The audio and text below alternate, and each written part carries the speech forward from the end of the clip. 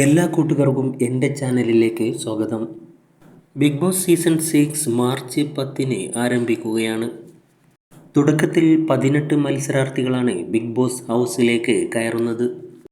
അടച്ചിട്ട വീടിനുള്ളിൽ big boss നൽകുന്ന നിർദ്ദേശങ്ങൾ അനുസരിച്ച് നിയമങ്ങൾ പാലിച്ച് 100 ദിവസങ്ങൾ പൂർത്തിയാക്കണം. ചുവടുകൾ ഓരോന്നും അടവുകളാക്കി മാറ്റി അടിപതറാതെ എതിരാളിയെ വീഴ്ത്തുന്നവനാരോ അവരാണ് വിജയി.